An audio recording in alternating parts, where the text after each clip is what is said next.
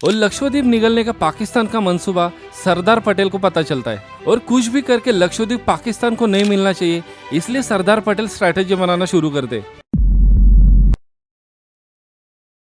नमस्कार दोस्तों, अरब सागर में भारत के पश्चिम किनार पट्टी पर रहने वाला लक्षद्वीप यह सुंदर आइलैंड का समूह लक्काद्वीप, मिनिकॉय, अमिनी द्वीप, इन 3 द्वीपों के समूह को लक्षद्वीप कहा जाता है। लक्षद्वीप पर टूरिज्म के लिए देश विदेशों से लोग आते रहते हैं। भारत का सबसे छोटा केंद्र शासित प्रदेश होने के बावजूद भी लक्षद्वीप भारत के समुद्री सुरक्षा की दृष्टि से बेहद जरूरी है। यहाँ पर भारत का बड़ा नौदल होने के बावजूद भी भारतीय लोगों को भी यहाँ के कुछ बेटों पर जाने की अनुमति नहीं है और भारत के सुरक्षा की दृष्टि से बेहद महत्वपूर्ण रहने वाला यह बेट काबिज करने का प्लान पाकिस्तान ने बंटवारा के बाद रचा हुआ था। इसी वजह से यह द्वीप पर्यटन की दृष्टि से जितना खूबसूरत है, उतना इस द्वीप पर भारत के शामिल होने का इतिहास भी खौफनाक है। तो वही इतिहास आज हम इस वीडियो के माध्यम से जान लेते हैं। तो दोस्तों, यह कहानी शुरू होती है ब्रिटिश शासन के अंत के बाद। 1947 में ब्रिटिश रेड क्लिफ बॉर्डर खींचते और भारत और पाकिस्तान का बंटवारा किया जाता है और यह बंटवारा धर्म के आधार पर किया जाता है। मतलब जहाँ हिंदू जनसंख्या अधिक है वह प्रदेश भारत को और जहाँ मुस्लिम अधिक है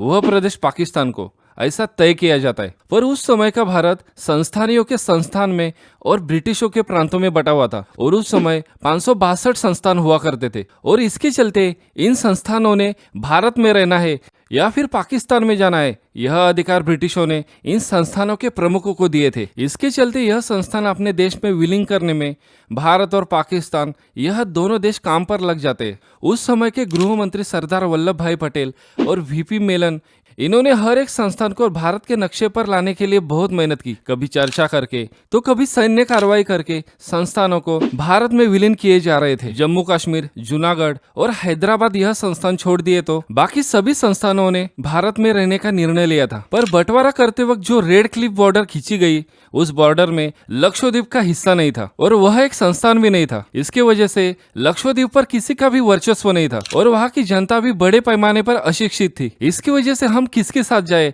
इसका फैसला लेना उनके लिए कठिन था। फिर लक्षद्वीप काबिज करने का एक ही रास्ता बचा था और वह जल्द से जल्द निर्णय लेने का और लक्षद्वीप पर अपना हक दिखाने का। दोस्तों, लक्षद्वीप पर भारत और पाकिस्तान, इनमें से जो देश सबसे पहले पहुंचेगा उस देश के नक्शे पर लक्षद्वीप दिखने वाला था। तब लक्षद्वीप पर 90 से ज्यादा की आबादी यह मुस्लिम थी। इसकी वजह से यह बेट पाकिस्तान को मिलना चाहिए, ऐसा मोहम्मद अली जिन्ना का दावा था और यह बेट मिलाने के लिए जिन्ना ने हालचाल शुरू करी। लक्षद्वीप पर पाकिस्तान का चांद तारा लहराने के लिए जिन्ना एक जहाज बेट पर भेजने का तय करते। संस्थानों में बढ़ गए भारत को एक संघ राज्य बनाने के लिए प्रयास करने वाले भारत के लौह पुरुष और तत्कालीन गृह मंत्री सरदार वल्लभ भाई पटेल लक्षद्वीप का समुद्री सुरक्षा की दृष्टि से रहने वाला महत्व जान गए थे और लक्षद्वीप निगलने का पाकिस्तान का मंसूबा सरदार पटेल को पता चलता है और कुछ भी करके लक्षद्वीप पाकिस्तान को नहीं मिलना चाहिए, इसलिए सरदार पटेल स्ट्रैटेजी बनाना शुरू करते और वह तमिलनाडु के मुदलियार ब्रदर्स को तत्काल में लक्षद्वीप जाकर तिरंगा लहराने के लिए कहते। अब ये मुदलियार ब्रदर्स कौन? तमिलनाडु के अकोट के लक्ष्मी स्वामी मुदलियार और रामास्वामी मुदलियार, यह दोनों भाई मुदलियार ब्रदर्स के नाम से जाने जाते। इन दोनों को ट्विन स्टार अकोट ऐसे ही बोला जाता है। लक्ष्मण स्वामी मुदलियार, इनको 1949-50 के काल में WHO के कार्यकारी अध्यक्ष के तौर पर नियुक्त किया गया था। तो रामास्वामी मुदलियार यह यूनाइटेड नेशन के इकोनॉमी और सोशल काउंसिलिंग के पहले अध्यक्ष थे। इन मुदलियार ब्रदर्स पर सरदार पटेल का विश्वास था, इस वजह से इन पर लक्षद्वीप पर तिरंगा लहराने की जिम्मेदारी इन दोनों भाइयों पर सौंपी जाती है और इन दोनों भाइयों ने स्थानीय प्रशासन को तुरंत हालचाल करने के लिए बोलकर लक्षद्वीप की दिशा में मुहिम चलाई जाती है ताकि पाकिस्तान का जहाज पहुंचने से पहले भारत का तिरंगा लक्षद्वीप पर लहराए। अब कुछ ही समय में तमिलनाडु पुलिस और मुदलियार ब्रदर्स लक्षद्वीप पर पहुंच जाते और लक्षद्वीप पर तिरंगा लहराते। इसके बाद कुछ ही समय में उन्हें अरब सागर में एक लक्षद्वीप की तरफ पाकिस्तान का झंडा लहराते हुए एक जहाज आते हुए दिखता है। यह जहाज के हल्ले को जवाब देने के लिए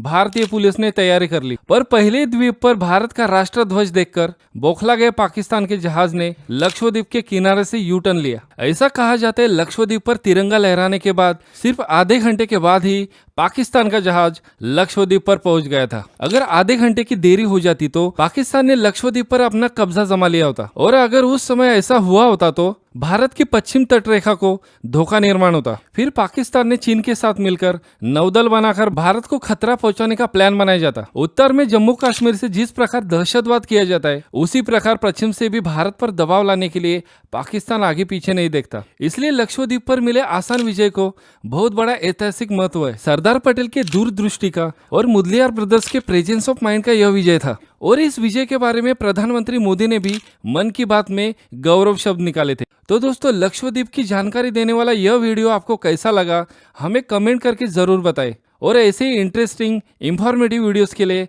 हमें सब्सक्राइब करें।